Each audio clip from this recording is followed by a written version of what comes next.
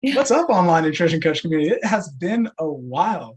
Kate and I have had a week off, and then we had 2 weeks of Nutrition Business Booster. And so, yes, the online nutrition coach community has been a little bit quiet as of late, but we've had over, I think it was close to 200 of you in Nutrition Business Booster. So we hope everybody who joined that really enjoyed it. Let us know in the comments if you're in Nutrition Business Booster and kind of what your big takeaways were. I'd love to hear from more of you about how you're doing about a week out from finishing that up. But yeah, to kick off the new year back in the online nutrition coach community, Kate and I thought we would just have a little bit of a discussion or a coaching call about what is actually working in organic marketing and organic lead generation with the coaches who are in our VIP coach mentorship program. And yeah, I just want to kick it off by saying I've spoken to a lot of coaches recently, and a theme that I'm kind of noticing is that the approach a lot of you are taking to lead generation right now isn't working, and it's a pretty similar approach. So let me know if that sounds familiar to you. You go into Facebook groups and you join Facebook groups for your niche. And then once you've joined that group, you're supposed to maybe post some content in there or connect with 5 people every day. And you're supposed to do this outreach message. And ultimately what ends up happening is, half the people don't respond, and the half who do respond are just other coaches who are looking to pitch you. And so it creates this situation where you're creating this content and you're grinding in the groups and trying to do all that outreach, and yet it's not really bearing any fruit. You might put 10 hours in and get 1 sales call on your calendar. And we've been finding that that kind of standard organic lead generation formula, it's just not really working as well as it used to. It still works. You can find the needle in the haystack, no doubt. But the returns on the time that you put into it are diminishing. And whenever returns are diminishing, you just got to decide whether or not it's worth your energy. So, if that's kind of been your approach to generating leads and it hasn't been working, what Kate and I want to talk about is some of the things that we found actually work really well with organic marketing right now. Because that is that method that I just talked about. That's what's been taught. So many business coaches teach other business coaches that, and then those business coaches teach other coaches that, and it's just one of those things that's now so widely used and widely distributed that you might feel icky doing it because you've been on the receiving end of it and it didn't feel good. So you don't feel like you want to do it, or it's just you're doing it. You've removed the ick factor. You just kind of have that degas mentality, but it's just not necessarily bearing the fruit that you were hoping it would. So that's why we want to talk about some of the different lead generation things that we're doing organically that have really been working fantastically well. As most of you guys know, we've got a waiting list for our coaching programs, and quite a few of the coaches that we mentor have waiting lists for their programs as well. And none of that's driven by paid ads. A lot of them don't even see the inside of a Facebook group.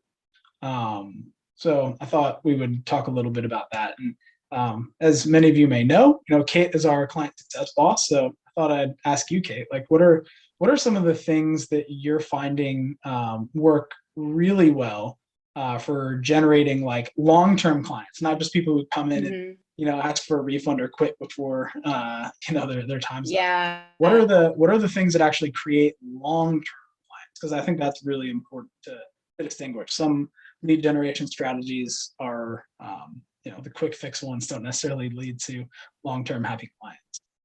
And I hate to say this, but it was me in the past too with doing ads and funnels. Those are not creating those long-term clients. And listen, there's all those funnels that are going to this free guide that are just adding people to your email list. And then it just becomes kind of this unsubscribe abyss thing that, you're never really able, especially if you're selling a high ticket customized coaching program, really, really difficult. But something that's working incredibly well is the concept of borrowed audiences. So using someone else's audience that has a similar niche as you, but doesn't do the same thing. getting in front of their audience, leveraging their audience, because you're immediately like you have immediate trust with this audience because the person that brought you in has trust. Borrowed audiences could be other Facebook groups, Instagram collaborations, blogs, podcasts, features and newsletters, just being live in front of each other's audiences on Facebook or Instagram. I mean, it doesn't even have to be inside of a group. There are truly so many opportunities to leverage borrowed audiences in your local network. I'm sure that you have other groups and practitioners and things that you can reach out to.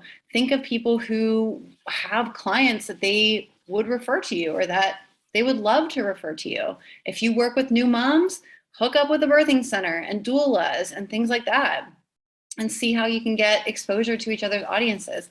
But I would say that borrowed audiences is truly one of the number one things, and they're super fun to use and to leverage and to create. Like, and it can be super simple of just like writing for each other or guesting for each other. And I say each other because the key with a borrowed audience is that it's got to be mutually beneficial. If you were to reach out to me and say, hey, Kate, I noticed that you have a bunch of friends on Facebook. Some of them look like they could be my potential clients. Can I go live with you on Facebook and just like talk all about myself? Mm-hmm. I mean this with love, so much love, because I am super happy to let our coaches like borrow my audience always. But if you have nothing really to bring other than just talking about who you are and what services you offer, that doesn't benefit my followers and my audience. What would is if you came in with a really great like tip or several tips or easy to implement strategies that would solve XYZ issue and help my followers get to XYZ single biggest goal quickly. And so there's another little key to this, right? Which is like, know what you want to talk about. What value do you bring to someone else's audience? You need to do a little bit of research in order to be really effective in going to someone else's audience. Look, if you are, and Matt and I like, we'll drop F-bombs left and right. It's just like part of who we are. We like it. It's like a familiarity thing. However, if you're going to go on somebody's podcast and they are like, they don't do that, or they don't like swear and things like that, make sure you do your homework. If you're sitting there and you're like dropping bombs and things like that on their podcast, it's never going to air. Like you totally just wasted your time and that person's time. But yeah, borrowed audiences, I would say, is like one of the number one things that's working really well, and it's really fun. Yeah. Yeah, absolutely. And I think one of the things that's important to realize with borrowed audiences that makes business easy is the fact that like in the old way of organic marketing, where it's like, you're going into Facebook groups and you have to build each relationship one-to-one to one. And you might be having, be putting all this time and energy into a conversation only to realize that person's just in the conversation to pitch you. Or, you might have somebody who's not super responsive to, your outreach. And it feels like a lot of wasted energy because you're getting no leverage. It's like 1 unit of your time goes to 1 unit of relationship building or trust building. And it's a slow process. Whereas with borrowed audiences, you actually get leverage because then, if I'm on Kate's podcast, and all the people that listen to Kate's podcast who trust her by proxy because Kate trusted me enough to be an expert on her show, all of those people then have more trust in me. And so now, because I have one good relationship with Kate, now all of a sudden I'm building trust with everybody in her network who trusts her. And so it becomes a much more leverage, like 1 unit of your energy there to manage that one relationship. Also then by, extension, manages the relationship with all of the people in their audience. And so, we've had like, one of our coaches who you've probably seen us celebrate all the time, Deval's had the opportunity to get in front of a few other audiences that are perfect for his niche, business owners and professionals who, he's found, some other people who have an audience but do different things than him. Yeah. They do like wealth management and that, and Deval does, nutrition and fitness. So he gets in front of their audience, who's his perfect audience, And then I think he booked 93 triage calls from one. Yes. Yeah. Yep. So 93 value 93. calls. Yeah. Were booked from one borrowed audience. He did 1 hour webinar, has one person, has one group that he was able to essentially get that leverage with and build that relationship with. By building that one relationship, he now has 93 sales opportunities on his calendar for 1 hour time. So, that's why we try to look at, okay, what are the highest leverage lead generation things that you can do organically? Because obviously ads gives you Hmm. leverage. You put $1 in and Sure. you get a certain amount of eyes. But as many of you know, kind of ads do work when you've got the right strategy, but it does, take a lot of energy and a lot of management, and it's a very specific skill set. You are taking a lot of risk by investing. Whereas with these strategies, you can get a lot of leverage just by investing a bit of time into relationships, Hmm. which is fun as a coach. I think the other thing that's really important when it comes to picking lead generation strategies is finding ones that are synergistic, because then that creates a little bit more of a compound effect. It's like, if your only strategy is like make a random post, make a random post, make a random post, even if you have like a content calendar and it's like, you have a specific Hmm. cadence to your posting. And then it's like, okay, direct outreach to people in Facebook groups. It's like you're not really getting that exponential growth that happens. You're still always getting like that one to one to one to one to one growth. Once you start to get access to more of these leverage points, like borrowed audiences, take off. When you do things like, Hmm. the market research process that we have in, we just did it in Nutrition Business Booster, which Yeah. I realized we're accidentally live in. They're not the only nutrition coach community anyway.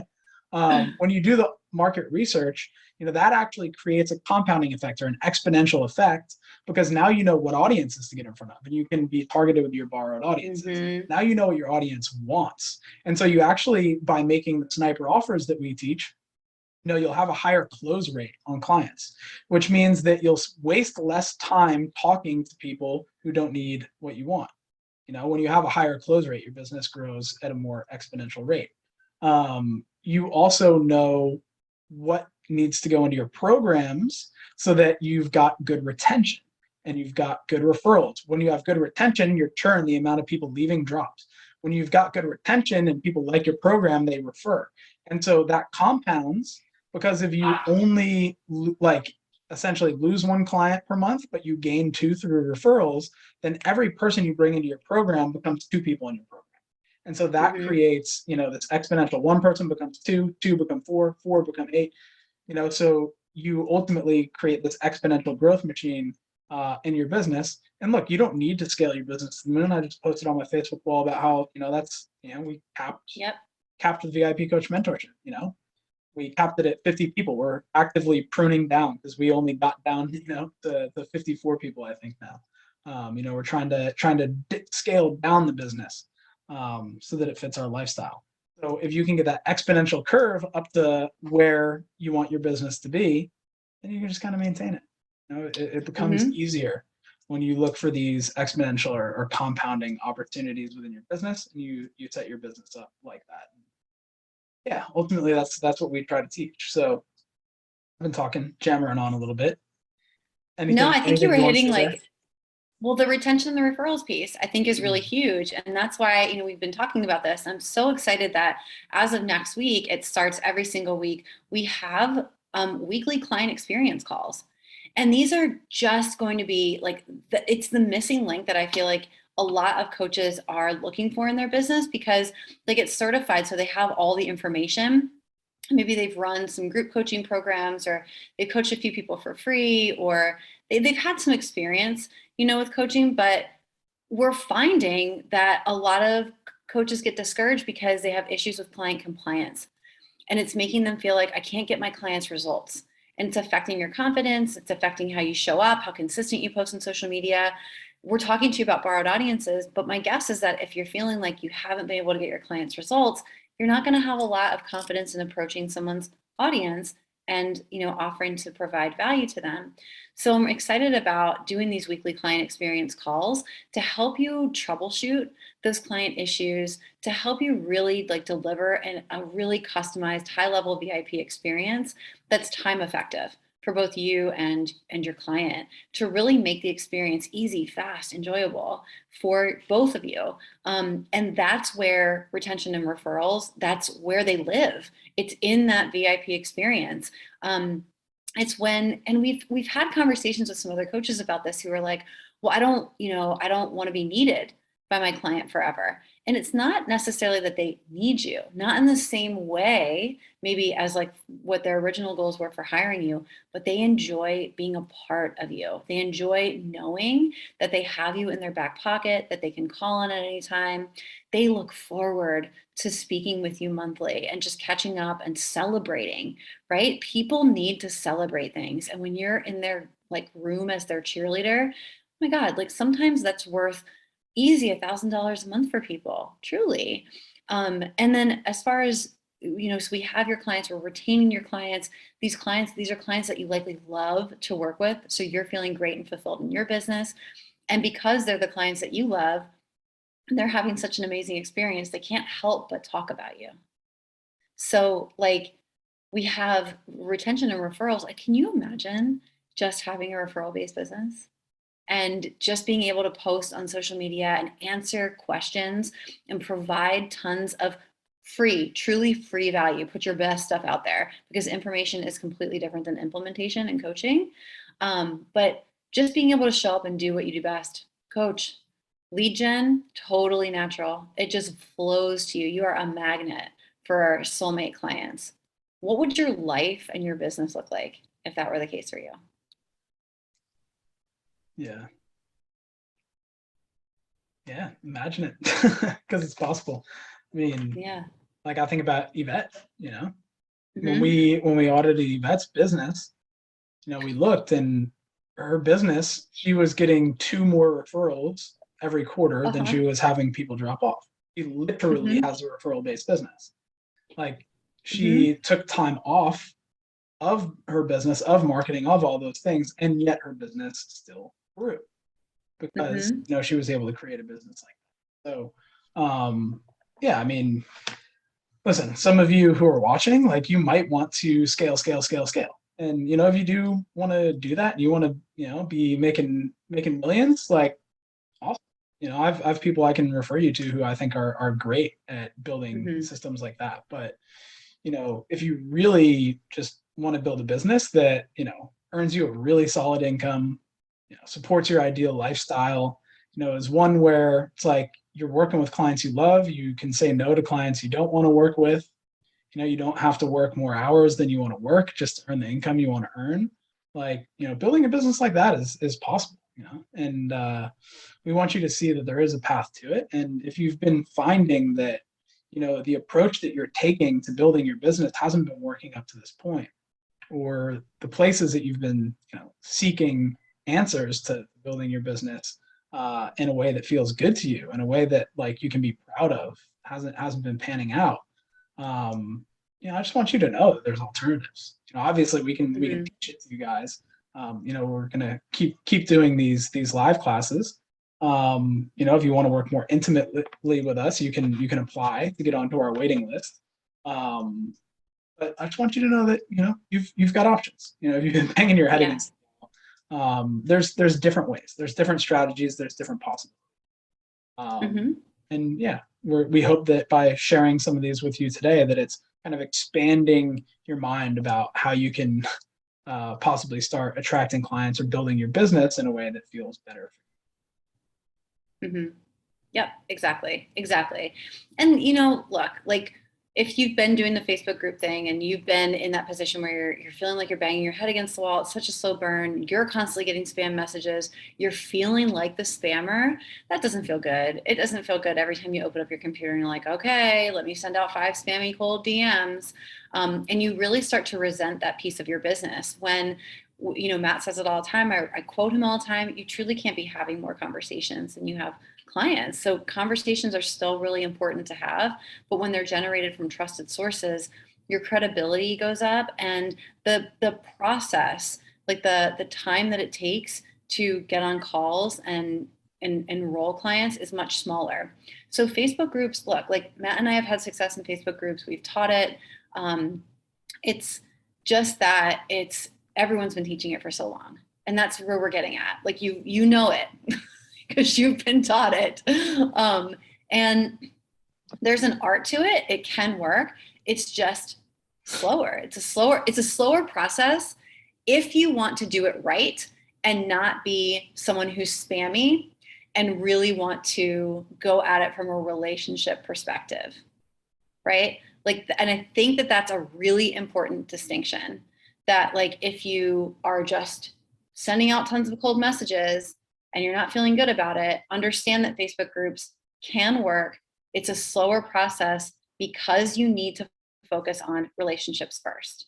But with borrowed audiences, it can go a lot faster. And something that I've been teaching some of our clients that I really love is like actually truly becoming the one-stop shop. Like Matt just mentioned, we have our area of expertise and what works really well for our clients.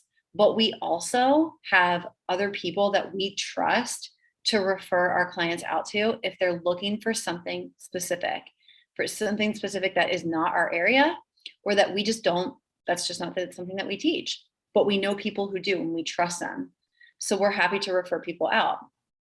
You can become that one-stop shop too for your coaches. Who else do you know that they might need? Who could you add to your circle as a trusted referral source? Who would refer back to you? So that is just one like type of a borrowed audience that I call them power partners, but like being able to truly create that referral circle. Oh my gosh, again, you have a referral based business built on trust. Amazing. Yeah. I love, for a second, I was like, damn, Kate, you're real flexible. And then I realized it was Matt. No. Yeah. Like a long nap today. Yeah. Awesome. Yeah. So how's this feel for everybody watching? How are you feeling about, the possibilities that we're opening up here, especially with, different organic lead generation strategies with different approaches to, because, Facebook groups, it is a borrowed audience. Like, that's somebody else created the group and created the audience. And so in a way you're borrowing it, the same principles, that apply to the way that we teach setting up referral partnerships and, affiliates and creating content partners. The same would apply to Facebook groups, but with Facebook groups, it might take a little bit more tact or a little bit more time than the way that you might have been taught. Because if you just go in and start being kind of self-promotional or DMing a bunch of people, that's a quick way to get blocked. Yeah. Whereas if you can go into a group and develop a relationship with the person who created it and figure out how to create a win for them, a win for their audience, and by extension, a win for you, then it can be successful. But like the principles that we teach about borrowing an audience are absolutely necessary to make Facebook groups successful. You can't just these days go in to a group that somebody else built and put time, effort, and energy into and expect that that's going to be a great lead generation source for you without raising some red flags and possibly getting you kicked out. I think about, this might sound like a funny example, but like I moved to Austria. I moved to my town. I wasn't like a local there, and there's a bit of a local surf crew there that all kind of sits on the rock wall with a coffee in the morning, trolling all the kooks, and then they get out into the water and they've got their tight little circle and they don't really talk to anybody except for the people that they see day in and day out. And it took 2 years of me surfing 265 days one year and 315 days the next. It took 2 years before one of those salty dudes decided that they were going to be like, hey man, I see you out here all the time, what's your deal? So I mention that because like people they don't want to form a relationship with someone who's just gonna kind of like jump in, take advantage, like in the surf, like jump in, steal a bunch of waves and leave and never come back. They don't want to form a relationship with that person. they don't want that, they'll probably block that person from getting waves, so that everybody in their crew is the one getting waves. So, if you can take that metaphor out to groups, it's like sometimes, you got to pay your dues. You got to show up. You got to be consistent. You got to, be a little bit altruistic sometimes when it comes to, these borrowed audiences. It can take some time. But once you actually get in, then that can really bear some fruit. Because now it's like all the people at my local know me, and they're not gonna cut me off or drop in on me or block me out. you know they're just gonna, as long as I show mutual respect, they're gonna let me get the waves I want to. So fun little surfing example for you that just popped into my mind. That was a good one. I liked it. I thoroughly enjoyed that one. Yeah. Sweet. Well, I for some reason lost the comments, but I was going to pop in and see how y'all are feeling. Maybe I can find it on the Facebook. Yeah, I'm curious if anybody has tried the borrowed audience approach, or has some referral partners that you work with.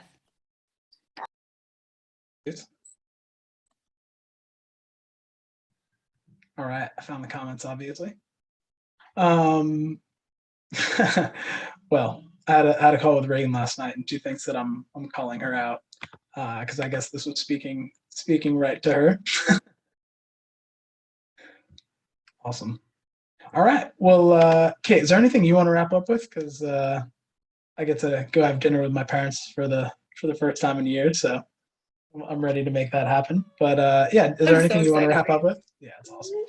Oh, just listen, that like if one approach isn't working that you've tried for a long time, if it's not working for you, it's not you. It's maybe change your approach. So like, it's not that your business is broken or that you're not meant for this. This is not some universal sign that you should give up on things. This is actually just a sign that you should change direction and try the direction that we're suggesting now, especially if it feels exciting and aligned for you, because we want your business to feel exciting, aligned, and super duper successful.